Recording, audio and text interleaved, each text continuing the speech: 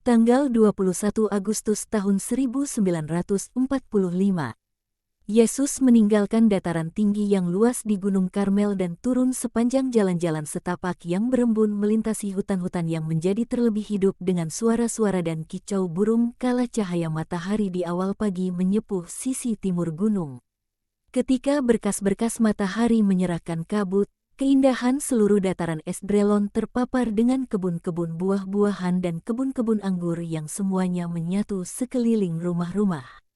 Tampak bagai sehelai karpet yang nyaris seluruhnya hijau, dengan beberapa oasis kekuningan bergurat bidang-bidang merah, yang adalah ladang-ladang di mana jagung sudah dipotong dan bunga-bunga popi sekarang bermekaran, sehelai karpet yang dikelilingi oleh bingkai segitiga dari Gunung Karmel, Gunung Tabor dan Gunung Hermon, Hermon kecil, dan oleh lebih banyak gunung-gunung di kejauhan, yang namanya tidak aku ketahui, yang menyembunyikan Yordan dan yang terhubung ke arah tenggara dengan gunung-gunung Samaria.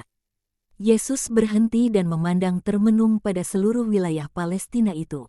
Yakobus menatap padanya dan berkata, "Apakah engkau sedang memandangi keindahan wilayah ini?" "Ya, juga itu. Tetapi lebih dari yang lain aku sedang memikirkan ziarah-ziarah mendatang dan perlunya mengutus murid-murid tanpa berlambat untuk melakukan karya misionaris yang sesungguhnya, dan tidak sekedar karya terbatas seperti yang kita lakukan sekarang. Ada banyak wilayah di mana aku belum dikenal dan aku tidak ingin meninggalkan satu tempat pun tanpa pengenalan akan aku." Itu adalah suatu kekhawatiran yang terus-menerus hadir dalam benakku. Untuk pergi dan melakukan semuanya, sementara aku dapat. Selalu saja ada sesuatu yang terjadi yang menghambatmu. Bukan menghambatku melainkan menyebabkan perubahan-perubahan pada rencana perjalananku. Sebab perjalanan-perjalanan yang kita lakukan tidak pernah sia-sia. Tetapi ada masih begitu banyak yang harus dilakukan. Juga sebab sesudah absen dari satu tempat, aku mendapati bahwa banyak hati sudah kembali ke tempat dari mana mereka mulai, dan aku harus memulainya dari awal kembali. Ya, kelembaman jiwa-jiwa, ketidakkonsistensian dan kecintaan mereka pada kejahatan sungguh menyedihkan dan menjijikkan. Menyedihkan, ya, tapi jangan katakan menjijikkan. Karya Allah tidak pernah menjijikkan.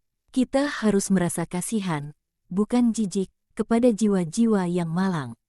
Kita harus selalu memiliki hati seorang bapa yang baik. Seorang bapa yang baik tidak pernah jijik akan penyakit anak-anaknya. Kita jangan pernah memiliki rasa tidak suka kepada siapapun. Yesus, bolehkan aku mengajukan beberapa pertanyaan kepadamu? Aku tidak tidur semalam, tetapi aku merenung dalam-dalam sementara mengamatimu tidur. Engkau tampak begitu muda ketika engkau terlelap. Saudaraku, engkau tersenyum, dengan kepalamu beristirahat pada lenganmu yang terlipat. Seperti postur seorang kanak-kanak kecil. Aku dapat melihatmu dengan sangat jelas di bawah sinar rembulan yang terang semalam. Dan aku merenung, dan banyak pertanyaan muncul dari hatiku.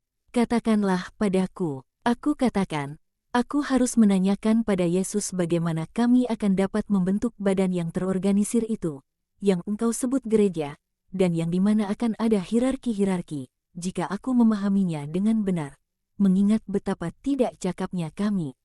Maukah engkau katakan kepada kami apa yang harus kami lakukan?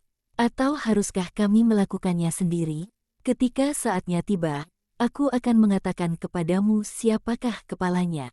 Tidak lebih. Sementara aku bersamamu, aku akan memberitahukan kepadamu berbagai golongannya dengan perbedaan-perbedaannya di antara para rasul, para murid dan para murid perempuan. Sebab itu tidak dapat dihindarkan. Tetapi, sebagaimana aku menghendaki para murid menghormati dan menaati para rasul, demikianlah para rasul harus mengasihi dan bersabar terhadap para murid. Dan apakah yang akan harus kami lakukan? Mewartakan engkau sepanjang waktu dan tidak ada yang lain? Itu esensial. Lalu, kamu akan harus memberikan absolusi dalam namaku dan memberkati, memulihkan rahmat, melayani sakramen-sakramen yang akan aku tetapkan. Apakah itu? Adalah sarana adikodrati dan rohani, yang diaplikasikan juga melalui sarana-sarana material, yang dipergunakan untuk meyakinkan orang bahwa imam sungguh melakukan sesuatu. Kau tahu bahwa manusia tidak percaya terkecuali dia melihat. Dia selalu butuh sesuatu untuk memberitahunya bahwa ada sesuatu. Itulah sebabnya mengapa, apabila aku mengerjakan mukjizat-mukjizat, aku menumpangkan tanganku, atau aku membasahi dengan ludah, atau aku memberikan sepotong dari roti yang dicelup. Aku dapat mengerjakan suatu mukjizat melalui sarana pikiran sederhana saja. Tetapi apakah kau pikir bahwa dengan demikian orang akan berkata, Allah telah mengerjakan mukjizat? Mereka akan berkata, orang sakit itu sembuh sebab sudah saatnya baginya untuk sembuh. Dan mereka akan memberikan jasa itu kepada dokter, atau kepada obat-obatan atau kepada kekuatan jasmani si sakit. Hal yang sama berlaku bagi sakramen-sakramen, formalitas religius untuk menganugerahkan rahmat, atau menganugerahkannya kembali, atau memperkuatnya dalam diri kaum percaya. Yohanes, contohnya, biasa membenamkan orang-orang berdosa ke dalam air guna melambangkan pembersihan dari dosa. Fakta yang sebenarnya adalah mati raga mengakui diri sebagai tidak tahir karena dosa-dosa yang dilakukan, adalah lebih berguna dari air yang membasuh hanya tubuh. Aku akan punya pembaptisan juga, baptisanku, yang akan bukan hanya sekedar simbol, melainkan akan sungguh membasuh jiwa dari dosa asal dan mengembalikan jiwa ke keadaan rohani seperti yang dimiliki Adam dan Hawa sebelum mereka jatuh dalam dosa, suatu keadaan yang sekarang disempurnakan, sebab akan dianugerahkan melalui jasa-jasa sang manusia Allah. Tetapi, air tidak turun ke atas jiwa. Jiwa itu rohani. Siapakah yang dapat menyentuhnya dalam diri seorang bayi yang baru dilahirkan, seorang dewasa, atau seorang lanjut usia? Tidak ada. Lihat, kau mengakui bahwa air adalah sarana material, yang tidak memberikan efek pada suatu yang rohani.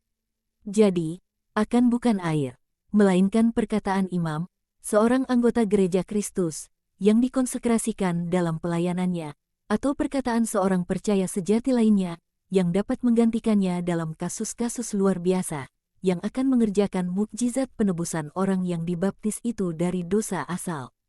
Baik, tetapi manusia berbuat dosa dari dirinya sendiri. Siapakah yang akan menghapuskan dosa-dosa lainnya itu?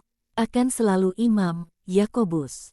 Jika seorang dewasa yang dibaptis, juga dosa-dosa lainnya akan dihapuskan bersama dengan dosa asal. Jika seorang sudah dibaptis dan dia berbuat dosa, imam akan memberinya absolusi dalam nama Allah yang Esa dan Tritunggal dan melalui jasa-jasa inkarnasi sabda, seperti yang aku lakukan kepada orang-orang berdosa. Tetapi engkau kudus, kamu harus kudus sebab kamu menyentuh benda-benda suci dan kamu memberikan apa yang menjadi milik Allah. Jadi, haruskah kami membaptis orang yang sama beberapa kali? Seperti yang dilakukan Yohanes, sesungguhnya dia membenamkan orang ke dalam air sesering orang itu datang kepadanya. Baptisan Yohanes memurnikan hanya melalui kerendahan hati orang yang dibenamkan ke dalam air.